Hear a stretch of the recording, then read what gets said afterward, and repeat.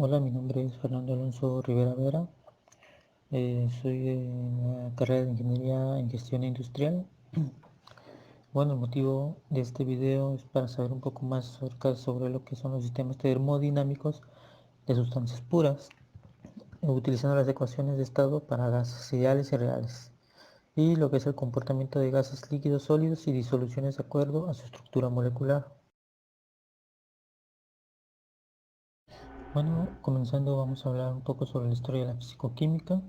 Aquí podemos ver que esta no se constituyó como especialidad independiente de química hasta principios del siglo XX. A pesar de ello, durante todo el siglo XIX se realizaron notables aportaciones a algunos de los campos que habitualmente suelen reunirse como parte de la fisicoquímica, tales como la electroquímica, la termoquímica o la cinética química. La fisicoquímica moderna tiene firmes bases en la física pura, áreas de estudio muy importantes a ella que incluyen a la termoquímica, termodinámica química, cinética y dinámica química, química cuántica, mecánica, estadística, electroquímica, magnetoquímica, energética, química del estado sólido y de superficies, y espectroscopia. La fisicoquímica forma parte fundamental en el estudio de la ciencia de materiales. La termoquímica aparece hoy ante el ingeniero como una herramienta versátil bien desarrollada que sirve para el estudio de una gran variedad de problemas, desde la producción de temperaturas criogénicas, donde aparecen nuevos y prometedores fenómenos, a la producción de plasmas hiperdensos donde puedan tener un lugar reacciones de fusión controlada, incluyendo efectos relativistas y sistemas con fluctuaciones. Vamos a empezar con la definición de termodinámica, que viene de dos palabras griegas que son las que vemos en la diapositiva, que significan calor y fuerza, lo cual tienen que ver con los primeros esfuerzos de transformar el calor en energía. Ahora sabemos que la energía o que el calor es energía en flujo y por lo tanto podemos definir en la termodinámica como la ciencia de la energía, o más específicamente como la rama de la física que se ocupa de la energía y sus transformaciones en los sistemas. Empecemos con la definición también de sustancia pura. Una sustancia pura es una sustancia con composición fija en cualquier parte.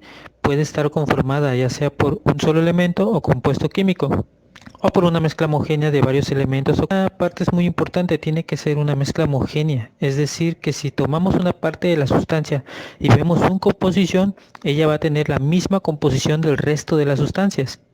Es decir, como ya lo habíamos mencionado, tiene una composición fija en cualquier parte. También es importante mencionar que una mezcla de dos fases de una sustancia pura, fase sólido, líquido o gas, sigue siendo una sustancia pura.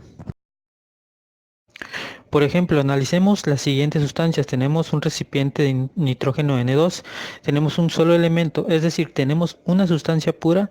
Por su parte, el aire es una mezcla homogénea de varios gases, entonces continúa siendo una sustancia pura si consideramos una mezcla de agua y aceite.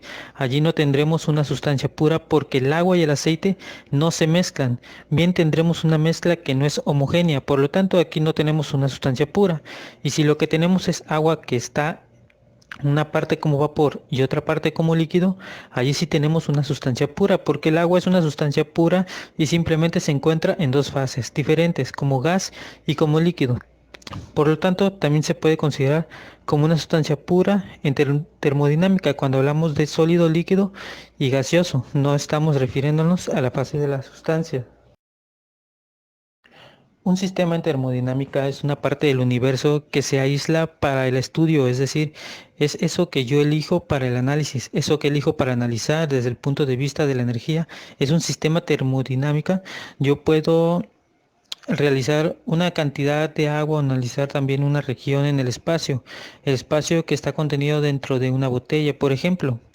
También podría analizar una papa, como lo que vemos en la figura.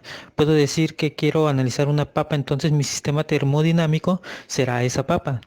Lo que está cerca en las afueras de ese sistema, de esa papa, lo llamaremos alrededor del sistema. Y al límite del sistema, que en este ejemplo será la cáscara, lo llamaremos la frontera del sistema.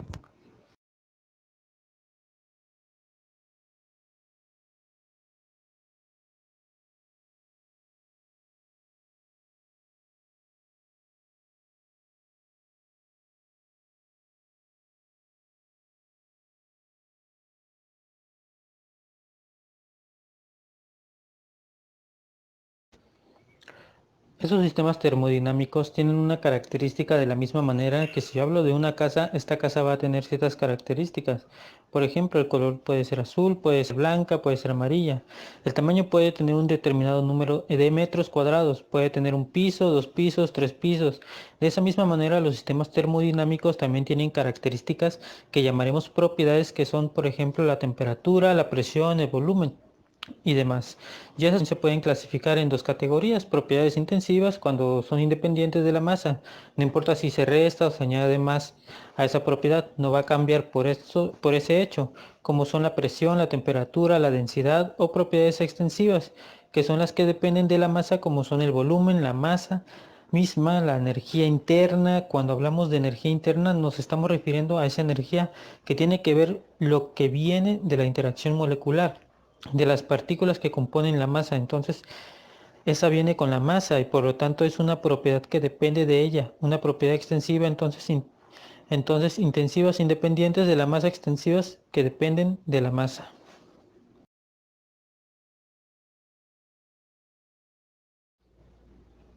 Si yo quiero hacer que una propiedad extensiva que depende de la masa deje de depender de la masa, pues lo que hago es muy fácil: lo divido en la masa y en este caso ya se pasará a llamar propiedad específica y lo simbolizaré con la letra minúscula.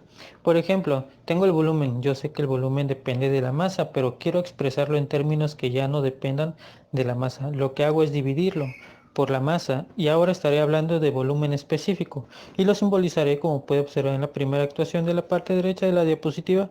Volumen se simboliza con V mayúscula. Lo divido en la masa, que es M minúscula, y obtendré volumen específico simbolizado como V minúscula. De la misma manera, la energía interna específica de la energía que tiene que ver con la interacción molecular de las partículas del sistema es la energía interna sobre la masa. Simboliza la energía interna con mayúscula. Lo divido en la masa y obtengo U minúscula, que es la energía interna específica.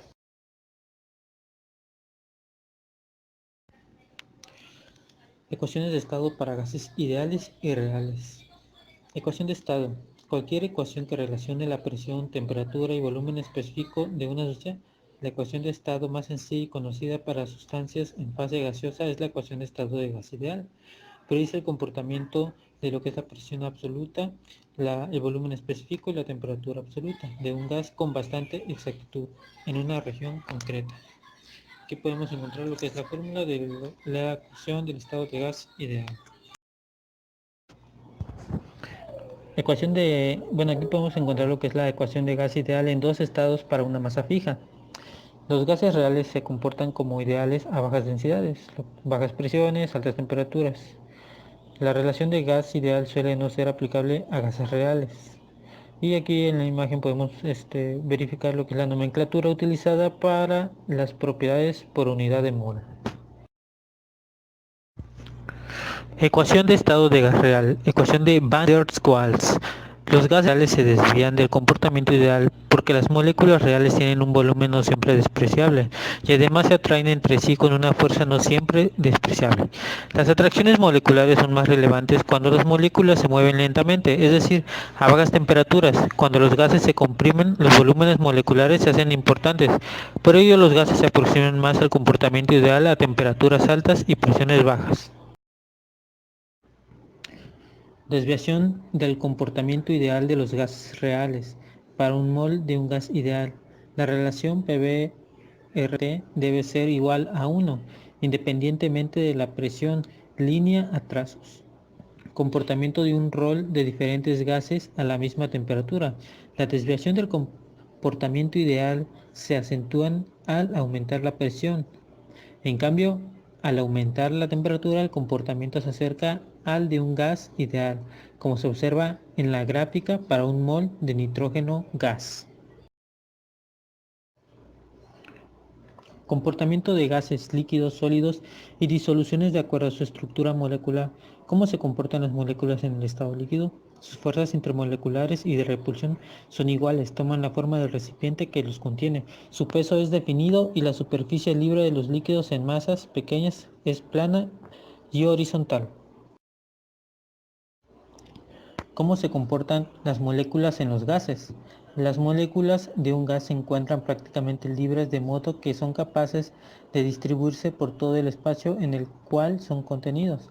Los gases ocupan completamente el volumen del recipiente que los contiene. Los gases no tienen forma definida adoptando la de los recipientes que las contienen. ¿Cómo se comportan las moléculas en los sólidos?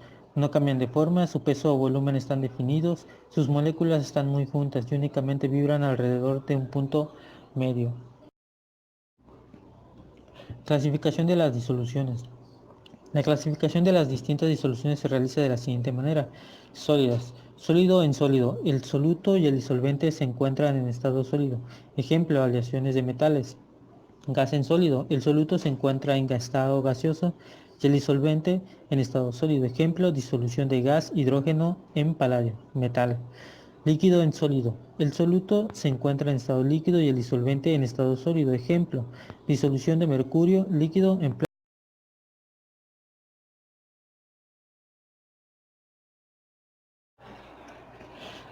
líquidas. Sólido en líquido. El soluto se encuentra en estado sólido y el disolvente en estado líquido. Ejemplo, una disolución de agua con sal. Gas en líquido. El soluto se encuentra en estado gaseoso y el disolvente en estado líquido. Ejemplo, disolución del oxígeno en el agua. Líquido en líquido. El soluto y el disolvente se encuentran en estado líquido. Ejemplo, las bebidas alcohólicas presentan disoluciones de alcohol en agua. Gaseosas. Sólido en gas. El soluto se encuentra en estado sólido y el disolvente en estado gaseoso. Ejemplo, el polvo atmosférico que se encuentra disuelto en el aire. Gas en gas. El soluto y el disolvente se encuentran en estado gaseoso. Ejemplo, el aire presenta diversos gases disueltos. Líquido en gas. El soluto se encuentra en estado líquido y el disolvente en estado gaseoso. Ejemplo, el aire húmedo.